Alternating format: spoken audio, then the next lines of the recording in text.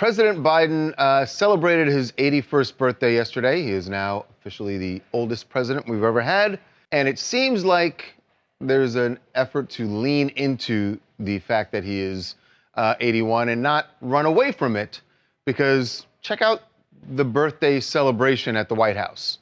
It was not a three-alarm fire, or at least one didn't break out. It looks like one is about to start based on the photo. This is the official photo they put out. So they did it as a joke. It's a joke, right? I mean, just pointing out that he's that old.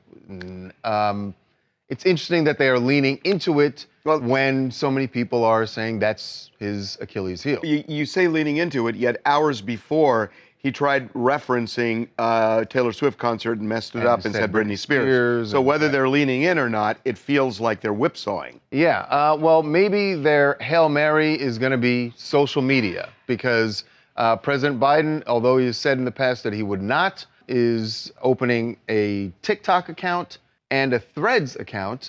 So is Vice President Harris, also now has a Threads account. So maybe they feel like social media is the thing that's going to help them get the confidence of young voters again, because we've seen the polls, it's slipping. So is it going to be enough?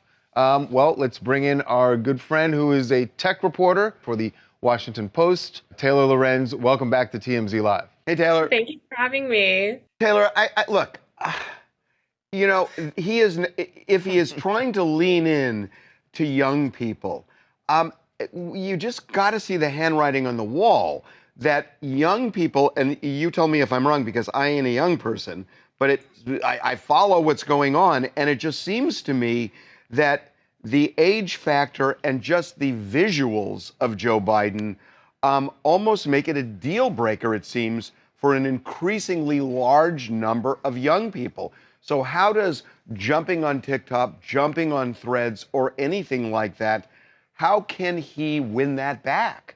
I don't see him winning it back with a Threads account or TikTok. He can post all day long. The fact is that his policies are enormously unpopular with young people. He has, failed to eliminate student debt. He has allowed, basically, pushed a lot of legislation that young people are really against. So he can TikTok all day. It doesn't matter. Young people will support an older candidate. I mean, a huge amount of young people, for instance, supported Bernie, who's very old himself. True. Because they felt, his policies aligned.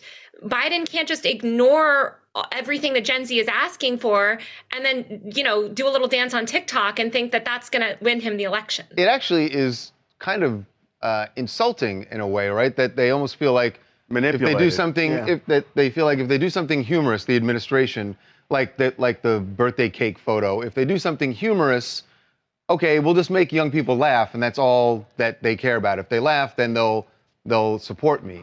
That seems to be the tone of what they're doing, right? Yeah, it's just this gross dismissiveness of Gen Z voters and not taking their interests seriously. Young people care about things like climate change. They have a very different perspective on the war that's happening right now. They're very anti-war. There's all these issues: student debt, healthcare, housing, the rising cost of living. And what are they doing? They're posting these silly memes. Of course, that's not going to resonate. It's actually just going to alienate young voters who feel like they're being trivialized. So explain then why Donald Trump is getting more and more younger voters behind him. Because when you talk about climate change and you compare Biden and Trump, there's really no comparison. And, there are issues, as you say, that resonate with young people that Donald Trump is not behind, yet he's growing in popularity with them. Absolutely. I mean, I think, look, Trump's policies overwhelmingly do not align with young people. However, Trump is seen as very authentic. He speaks his mind.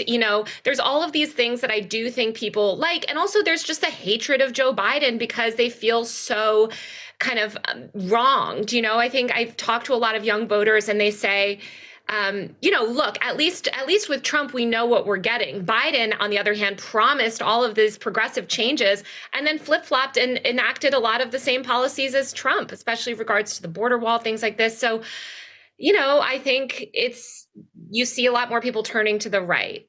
Taylor, when I was young and the Vietnam War was raging, young people were passionate for certain candidates. I was a huge supporter and actually worked on the campaign, even when I was young, of Robert Kennedy. Yet I haven't seen any groundswell among young people the way I did back then, or the way we even saw with Bernie Sanders. I've seen no groundswell for any particular person. Why is that? Well, I think we're in a position right now where there is no mainstream progressive left candidate. I mean, if you look at the political landscape, it's dominated by boomers. It's dominated by older people or maybe slightly younger people that really just, promote the boomer ideology. And so I think a lot of young people are so hungry for that candidate that resonates with them, but nobody's speaking to young people. People are dismissing them. I mean, look at what happens when some of these young climate activists get up and challenge the administration. They're dismissed, they're maligned. So I think it's hard. I think young people really want someone to rally around, and the Democratic Party needs to make room for that next generation. They can't just have the same old establishment people that have been in power for so long clinging to power and expect that, Gen Z is going to come out and vote for them. Huh. Wow, that is powerful, and I got to say, you make a lot of sense. It's a big problem that they need to address. The problem is, do they have enough time at this point? Right. To flip it around? And it seems like, they're running out. Wow. Yeah, they don't have much time, so they better get it together soon, and I don't think signing up for TikTok is going to solve these tough problems. Does not or burning down the house. Burning down the White House. With a birthday cake. Happy Thanksgiving, Happy Taylor. Thanksgiving, Taylor. You And too. by the way, check it. I see on your shelf behind you your latest book, Extremely Online: The Untold Story of Fame, Influence, and Power on the Internet. Yeah, holiday shopping's coming up. Just saying. There's a little idea for you. Thank you, Taylor. Thanks, Taylor.